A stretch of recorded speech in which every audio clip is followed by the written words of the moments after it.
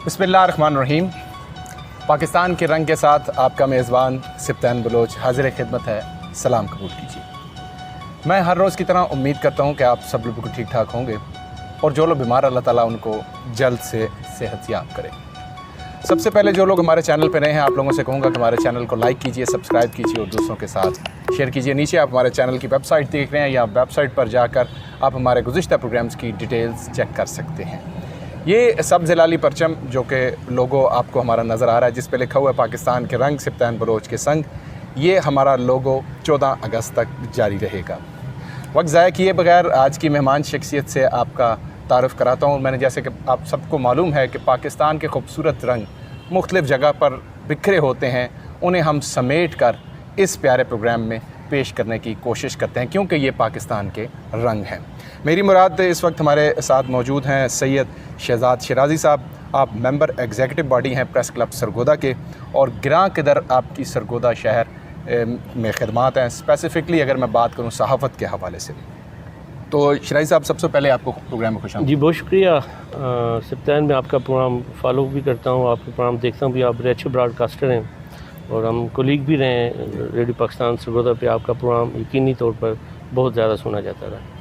अच्छा, ये आप अभी भी नाजरीन हमारे देख रहे होंगे कि शिराज़ी साहब सब्ज़ लाली परचम में हैं और ये सितारा भी आपको नज़र आ रहा है और इनके पास बैग भी मौजूद है और जहाँ कहीं भी ये जाते हैं, जितने भी इन्हें लोग मिलते हैं, सबसे बड़ी बात होती है कि ये परचम का जो गिफ्ट है बैज लगाते हैं और ये देखिए इनके हाथ में भी मौजूद हैं।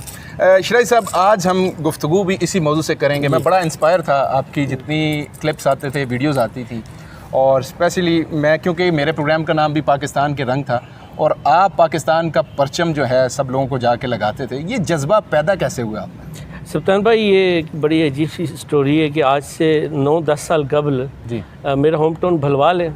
अच्छा। तो भलवाल में मैंने देखा कि जो स्टॉल्स होते हैं जिसमें परचम, झंडियाँ और दीगर चीज़ें, बच्चों को शर्टें अवेलेबल करते थे, तो उस साल में मैंने देखा कि भलवाल में एक ऐसा स्टॉल नहीं लगा जिससे बच्चों को झंडियाँ, बैजेस या दीगर चीज़ें लेकर दी जा सकें जी। तो मैंने वो जो दोस्त हैं हमारे, चूँकि सहाफ़त से ताल्लुक़ है और वो ख्वाजा अदीब नासिर साहब हैं, वो वहाँ स्टॉल लगाया करते थे। मैंने पूछा ख्वाजा साहब इस दफ़ा भलवाल में स्टॉल को नहीं लगा? तो उन्होंने कहा जी हमारे साल नुकसान कर रहे थे, पिछले सालों में भी हम लाते रहे, लेकिन अब ये लेता कोई नहीं है। बड़ा शौक़ पहुँचा कि यार ये बड़ा अजीब सा मामला है। तो मैंने ख़ुद ट्रैवल किया लाहौर की जानिब बढ़ा और मैंने वहाँ से कुछ बैजेस ख़रीदे जी। शायद उस वक्त 1000 या 2000 बैज ख़रीदे थे, मुझे याद पड़ता है। तो मैंने वो उस बाज़ार में खड़े होकर लोगों को फ्री बैजेस तकसीम किए और लगाए। अच्छा, उस वक्त मेरा ये नज़रिया नहीं था कि इसको मैं मुहिम की सूरत लेकर आगे बढ़ूँगा, लेकिन अल्लाह ने ये मुझ पर करम किया और एक ऐसा अजीम काम है कि जो अल्लाह ने मुझसे लिया है।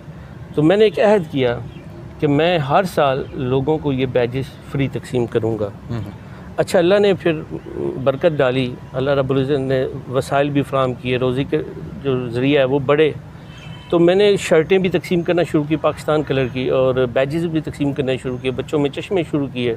फिर हमने कोशिश की अगले 5-6 साल बाद जब ये मुहिम तवातर से चली तो हमने मिली नगमों के प्रोग्राम कराना शुरू किए मुख्तलिफ़ तहसीलों में जी। तो पहला हमारा प्रोग्राम भी भलवाल में हुआ था मिली नगमों के हवाले से।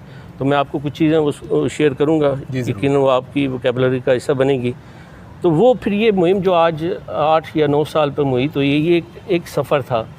ये सफ़र शुरू सी से हुआ है और उस सफ़र का आज जो मैं फ़ीडबैक देखता हूँ या जो मुझे उसका फ़ीडबैक मिला है कि अब बच्चे जो हैं वो वतन की बात करते हैं। मुझे अच्छी तरह याद है कि हमारे एक न्यूज़ चैनल्स थे, जो मेरी कंपेन ये जब चली तो उन न्यूज़ चैनल ने फिर उसे फॉलो किया और आपने देखा होगा कि आज से 4 साल पहले सलाम पाकिस्तान एक हमारा बड़ा मकबूल न्यूज़ चैनल है, मैं नाम तो नहीं लूँगा, एडवर्टीज़मेंट में आ जाएगा, उन्होंने इस कैंपेन को लिया और सलाम पाकिस्तान के नाम से एक कैंपेन लॉन्च की और फिर ये शुरू हुआ कि दीगर चैनल्स ने भी उससे शुरू कर दिया और मेरा ये पैगाम पहुँचा है। और ये पैगाम पहुँचाना ही मकसद है कि मैं अपनी आने वाली नस्ल को ये पैगाम पहुँचाऊँ कि वतन की मिट्टी से जब आप जुड़ेंगे, जब आप अपने वतन से मोहब्बत करेंगे, तो ये वतन जो है ये आपको वापस रिटर्न देगा। आज़ादी से बड़ी नेमत सप्तान भाई इस दुनिया में, इस कायनात में अल्लाह रब्बुल इज़्ज़त की अगर आप फरामीन या आयतें कुरान पाक की जब उस तरफ आज़ादी की आयतों की तरफ जाएंगे या हदीस पाक का हवाला देखेंगे, तो जब नबी रहमत ने मक्का से मदीने की तरफ सफ़र शुरू किया और उन्होंने अपना वतन छोड़ा, तो बड़ा बोझल दिल से वो अपनी वालदा की कब्र पर गए और ज़ारों कतार रोए। तो वो बेसिकली उस वतन की मिट्टी को छोड़ने का दुख था। मदीने से जो मोहब्बत थी हमारे नबी की। मक्के से जो मोहब्बत थी, जी, मक्के से मदीने को सफ़र किया, क्योंकि हज़रत सल्लल्लाहु अलैहि वसल्लम की पैदाइश मक्के की है। जी। तो ये जज्बा जो है ना वतन का, इसका पैगाम पहुंचाना, आप पहुंचा रहे हैं या दीगर कोई भी पहुंचा रहे हैं, यकीन मानिए जहाद कर दें। सही।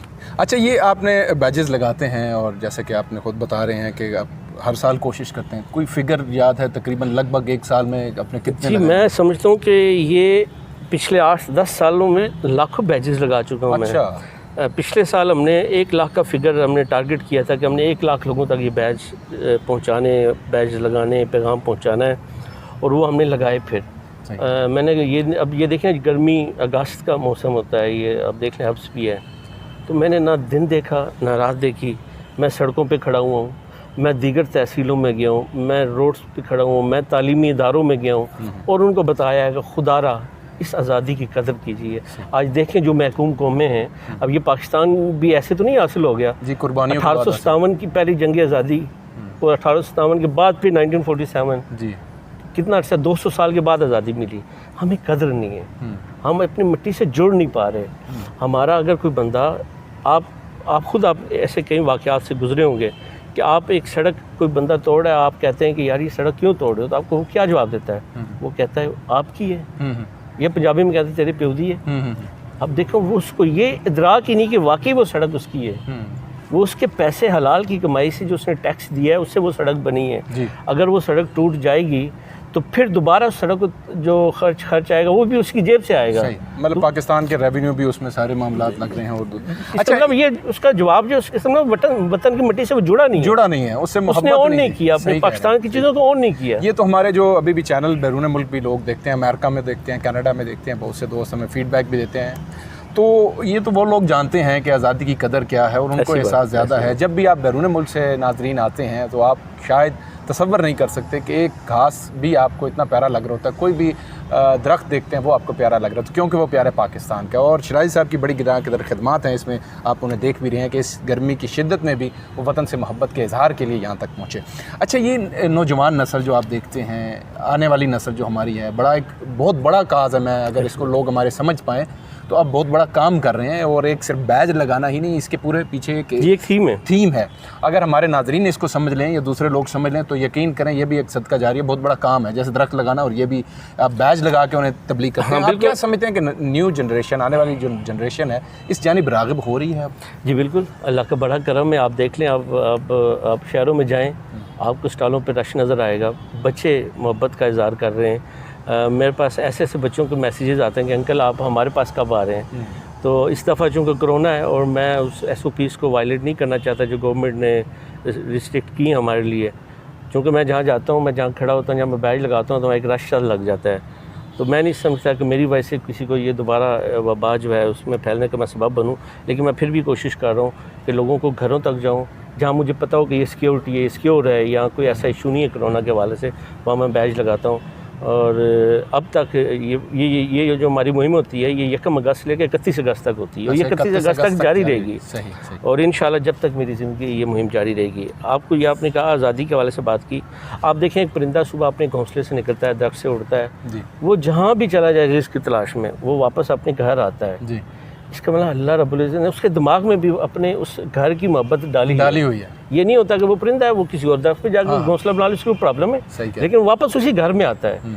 तो ये अल्लाह ने आपके उसमें जीन्स में डाल दी है कि आपने अपने वतन की मोहब्बत, अपने वतन की मिट्टी से मोहब्बत करनी है। मैं आपको छोटी सी मिसाल देता हूँ कि आप देखें 1947 से लेकर 1965, उससे पहले 1948 में भी हमने एक जंग लड़ी, उसमें हमने आज़ाद कश्मीर हमारे हिस्से में आया। देखिए आप 1965 में हमने एक ताकतवर दुश्मन को शिकस्त दी। क्या था? जज्बा था, हर बच्चा लड़ा, हर बुज़ुर्ग लड़ा, लेकिन क्या देखते हैं आप, ठीक 7 साल बाद उस मकार दुश्मन ने एक ऐसा बीज नफ़रत का बोया कि हमें अलग हो, हमारा बांग्लादेश अलग हुआ है। वो कैसे अलग हुआ था?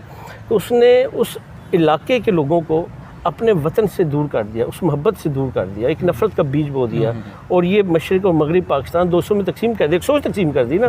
जैसे आप 5th जनरेशन वाला आप सोशल मीडिया पर देखते हैं कि ऐसे ऐसे सोशल मीडिया हैंडलर्स हैं जो पाकिस्तान से नफ़रत की बात कर रहे हैं। अच्छा, हम लोग चूँकि कुछ चीज़ें हमारे अंदर चूँकि नफ़रत पैदा कर दी गई है कुछ फ़िरका वारियत के हवाले से या तकसीम दर तकसीम के हवाले से, हम लिसानी तकसीम में हैं, हम मज़हब की तकसीम में हैं, हम फ़िरकावारियत की तकसीम में है हमारे यहाँ, मतलब कई तकसीम में आप देखते हैं। ये बेसिकली दुश्मन का एजेंडा है कि जब हम तकसीम दर तकसीम होते जाएंगे तो हम अपने वतन की मिट्टी से दूर होते चले जाएंगे और जब हम इससे दूर होंगे तो फिर हमें नतीजा बांग्लादेश वाला मिलेगा। तो अभी हमें ये मेरा काज ये है कि मेरे बच्चे जो मेरे वतन से जुड़े हैं, क्योंकि मेरे मुल्क का तालीमी सिलेबस मेरे बच्चों को वतन की मोहब्बत नहीं सिखा रहा। आप ने जिस दौर में तालीम हासिल की होगी आपने देखा होगा कि हमारे असातिज़ा हमें टास्क दिया करते थे कि आपने अपनी क्लास खुद सजानी है। इसी तरह हम अपने घरों में आटे की लेवी बनाते थे, लड़ियाँ बनाते थे, जड़ियाँ खरीदते थे, तो अलग से जड़ियाँ मिलती थी, फिर धागों में परोते थे और ख़ुद उसको सजाते थे। तो क्या आप हमारे बच्चे हमसे पूछते हैं? हमसे कुछ नहीं मांगते। हमने ये बच्चों तक पैगाम पहुँचाना है कि मेरा बच्चा हर अगस्त यकम को कहेगा पापा मुझे बैज ला कर दो। जिस दिन हर बच्चे ने ये सवाल करना शुरू कर दिया अपने वालिदैन से, उससे अपने वतन से मोहब्बत हो जाए, मेरा पैगाम पहुँच। बहुत खूब बात इन्होंने की नाजरीन के। एक हमारे वक्त में वाकई ये हमने वो वक्त स्पेंड किया कि जब झंडियाँ इकट्ठियाँ की जाती थी, उनमें धागे परोए जाते थे, फिर उसको लड़ी बनाई जाती थी, परचम लगते थे, झंडा किसका ऊपर जा रहा है, कहाँ पे है, पूरे मुल्क में एक जोश और जज्बा होता था। लेकिन अब वो कम हो रहा है। इसकी वजह भी यकीनी तौर पर दहशत गर्दी हमारे मुल्क में रही, तो जिसकी वजह से हम कहूँगे। लेकिन मैं ये फिर से कह रहा हूँ कि ये प्रोग्राम करने का मकसद भी यही है कि जो शराजी साहब की खिदमात हैं, जिस तरह ये जज्बा हर जगह पर ये जा रहे हैं, पूरे पाकिस्तान में ये घूम रहे हैं और ये पूरी दुनिया में हमारा प्रोग्राम देखा भी जाएगा, बैरून मुल्क ज़्यादा हमें लोग देखते हैं। तो आप भी इस जज्बे को यकीनी तौर पर अगर आपको अच्छा लगे तो उसको दूसरों तक शेयर कीजिए। आप आज के प्रोग्राम के हवाले से और ख़ुसूस तौर पर हमारे प्रोग्राम जो पाकिस्तान के रंग है, इस हवाले से क्या आप राय रखते हैं? जी, आपका प्रोग्राम बहुत अच्छा है। मैं जिस दिन पहला प्रोग्राम आपका देखा और मैं बड़ा इंस्पायर हुआ और मैंने चाहा कि मैं आपको कॉल करूं कि आपने एक अपने प्रोग्राम का नाम जो रखा है पाकिस्तान के रंग, यकीनन ये रंग बिखेरने की ज़रूरत है। ये हर बंदे को ये रंग बिखेरने हैं।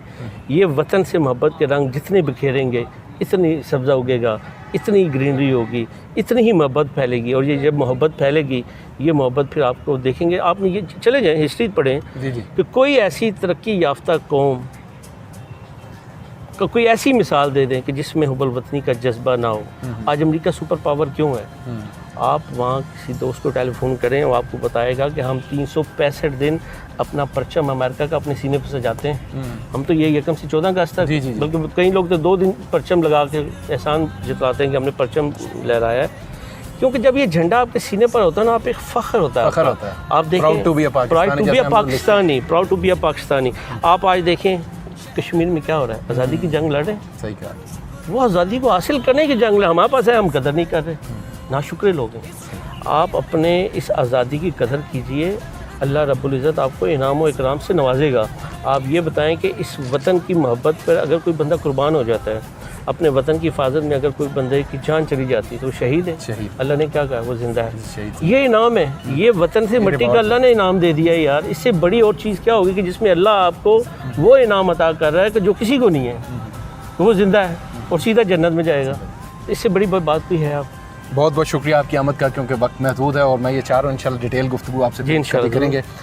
नाजरीन हमारे साथ मौजूद थे सैयद, बल्कि मैं गुजारिश करूँगा, एक पैगाम है, चलो एक शेर में करते हैं कि रिश्ता दीवारों दर तेरा भी है मेरा भी है। वाह। रिश्ता है दीवारों दर तेरा भी है मेरा भी है, मत जलाओ इस घर को, ये घर तेरा भी है मेरा भी है। वाह वाह वाह, बहुत खूब आपकी आमद का।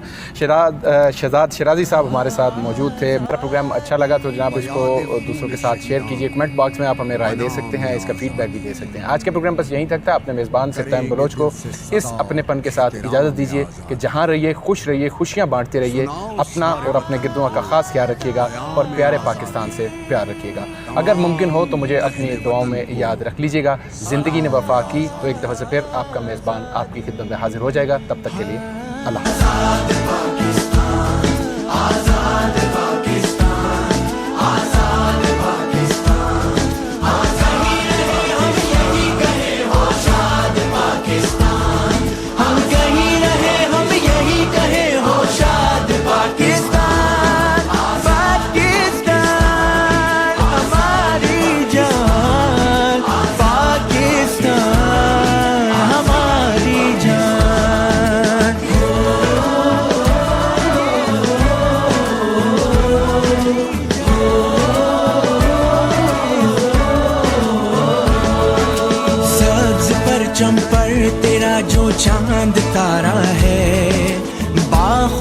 हमको ये अपनी जान से प्यारा है। सब्ज परचम पर तेरा जो चांद तारा है, खुदा हमको ये अपनी जान से प्यारा है। अल्लाह करता हश्र रहे आबाद पाकिस्तान,